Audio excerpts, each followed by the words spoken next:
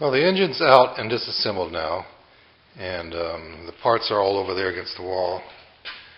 The plan was to strip down what's left to the bare frame and start cleaning it all up and put it back together again. But after I took the engine out, I noticed a crack in the frame. Actually, it's not a crack, it's broken through. So now what do? I guess I could have it welded back. After all, this was my ATC. It's got my VIN number on it. The frame is probably the only part that's really the identifiable part of it. So I could weld it back and then just continue on. Or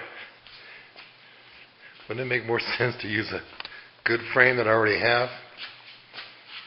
And actually there's a couple more here that might be good. All three of these are the same year. But then it wouldn't be my ATC. It would be just an ATC that I was building. Who cares?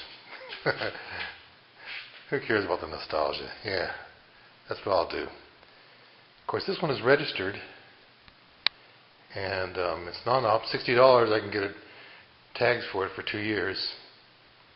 But those are out of the system, and I think the cost is about the same. I have bills of sales for all three of them. It's starting to lean towards just fixing up a frame that's already good. I think that's what I'll do. But I might as well strip this one down, take all the good parts off of it that I can, and I'll just take the frame to a scrapyard. Yeah, in fact, when I took apart that Kawasaki, I got down to the frame and the axle and the foot pegs bar, and they were so heavy I didn't want to ship them for, to sell them or anything. So I took them to the salvage yard, and I got 80 for them.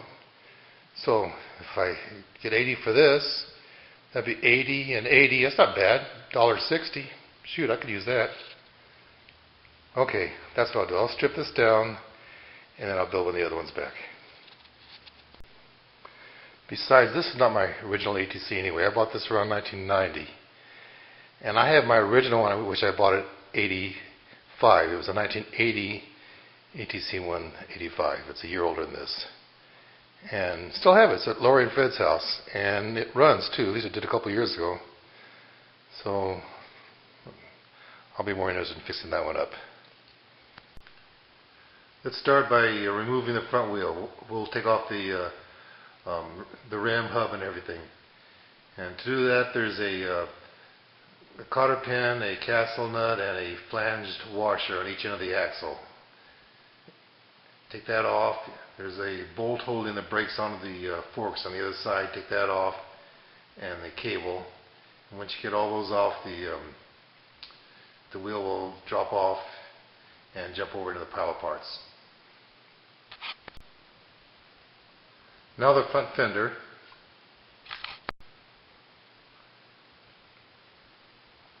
Handlebars along with the cable attached to them. Now the triple tree top clamp.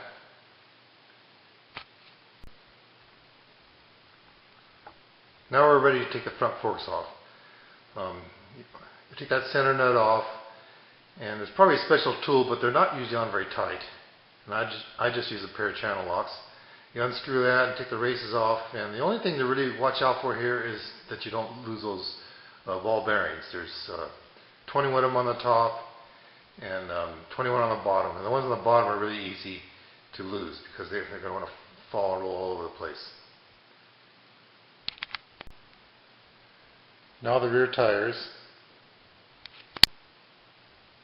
Wiring harness. Foot pegs and skid plate. Now the grab bar and the rear fender catch. Well, we still have the rear axle, brakes, the rear bearing carrier, and there's some rubber parts that need to be taken off, and there's a couple races in the neck and the front that can be driven out. But I think I'll end this video now, and we'll do the brakes in a separate video.